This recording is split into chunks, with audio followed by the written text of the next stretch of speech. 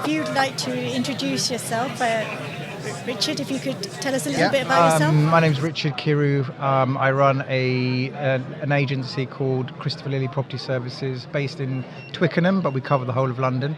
So we offer property management services to clients as well as our own properties as well. And Dylan, if you could do a short intro. Dylan Mahason. I'm based in West London. Again, I also cover most of London. I've been doing property now for 20 years. We do sales, lettings and management within the residential property sector.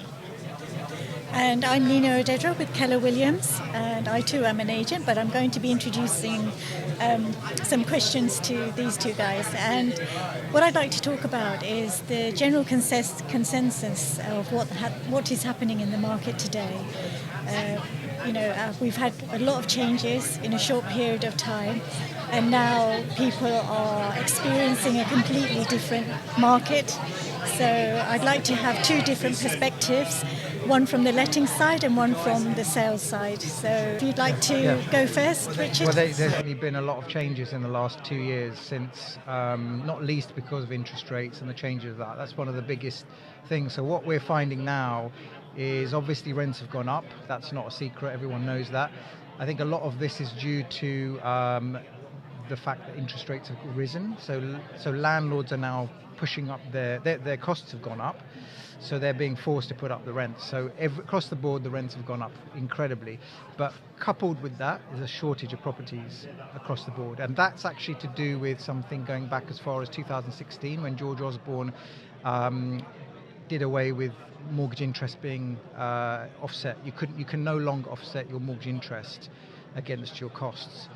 So when that happened, that phased in, that created a lot of landlords started to sell out of the market. They started, accidental landlords started to get out of the market, and that squeezed the supply. So we've got a supply shortage, and then we've got interest rates. So we've got a situation where for a tenant, it's not the best time because they're paying very, very high rents. And landlords, the only way they can afford this is to make sure that they can cover their costs. So they've got to keep pushing the rents up. So it's not, it's a tricky situation at the moment. Yeah, it's interesting. I would actually say it's like a rental crisis, really, because next year will be even worse, I'm sure, like with landlords continuing to sell up as well, and then rents going up even higher. And obviously in London especially, they've been unaffordable for a while anyway. And I'd say on the sales side, it's actually been a very interesting time. I'd say that overall it's like a normal market now, because for a time period with stamp duty holiday and everything else, prices went crazy post-COVID. And then obviously in the last few months, we've seen this slowdown based on interest rates. For me, I would say that it's still a buoyant market without being a really strong seller's market. So I'd say that we always say that even during the Second World War, properties were still getting sold, even when bombs are dropping and everything else. So there's always a reason why people need to move. And so the volumes might be slightly lower, but if you look at the last few years, the transactions of volumes, there's always anything between 800,000 to 1.2 million property transactions getting sold every year nationally. And so that's not like a big fluctuation. So every year, there are people moving for a lot of reasons. And so, we see the same now. But we'd also say that flats are actually still being quite slow to sell compared to houses. But a bit like what you're saying about landlords, a lot of investors has also left the market, which means that there's less buyers after certain properties. Because if they only appeal to investors, a lot of them have disappeared from the market for this time being because of the high cost of finance. So, just one last question, if I can ask you. What would your best advice be to anyone who is a landlord and thinking of selling, or what would your advice be to keep them in the rental sector? It's a difficult one because when I got into property, it was 15 to 20 years ago.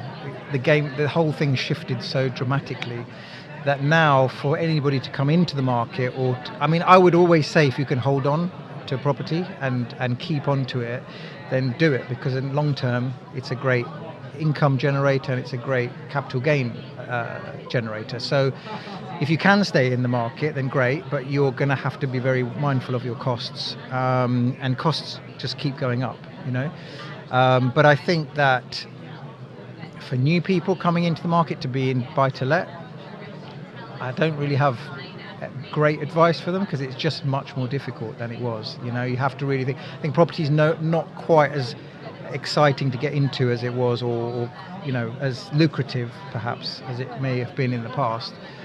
So I don't know if that's advice or putting somebody off. I don't know. Or maybe it's something for the long run, a long-term thing rather than a short-term gain. So even though the costs are higher and the rents may be covering those costs, but over time with capital gains. Yeah, I think over long term for sure, as long as you can keep in the game for that period of time. Yeah. I think also it just makes you more conscious of your exit strategy, because people that got into property didn't really have an exit strategy 10, 15 years ago, accidental landlords like you mentioned. And so now you start to think, well, why are you a landlord? Are you better off not having to deal with all these regulations, either give it to a letting agent, or even just get out of the game because you don't really want to keeping up with all these regulations. And also, are you going to even see any gains at all in the next 5-7 years? So it comes back to whether you think, if you're happy to do a long-term investment, fair enough, but otherwise it might be something that you just rather park your money somewhere else, and that's okay as well, isn't it? So. And the last one for you, Dylan, is what's your best advice for someone looking to buy and sell now with the current mortgage rates? Well, I would always say we have this phrase, so date the rate, and then marry the property. So if you can afford to buy, even at a high rate, still get on the ladder. Especially if it's your first time purchase, it gives you leverage to then buy other things, buy to let properties afterwards, and that kind of stuff. That you are a homeowner already. And also, the rates, even though we can't say that the rates will be dramatically lower in a year or two, the rates are historically at a good average figure. It's not like they are sky high compared to really long-term rates, but just that we've been spoiled with a lot of low interest rates for a long time. Yeah. A very low rates. Yeah. So given all these rates right now, if you can afford to get on the ladder, I would say always to get on it. You can always then start to pay down your mortgage, or also then just look to change to a different rate in a couple of years if things are better. So there's all that kind of stuff to think about as well. And recently we've been seeing some reductions in mortgage rates as well. The Skipton this morning, for their current customers, their switch rates have been dropped to 3.35%, but they have a high fee attached. Yeah, it can be 3%, 4% sometimes, yeah. So there's swings and roundabouts, but I think overall, we've just got to get used to this current market, and it's the new norm. There are opportunities in every market, right? You just got to adapt. That's the bottom line. Yeah. Well, thank you very much. Thank you for your time. It was good chatting. Yeah. Thank you.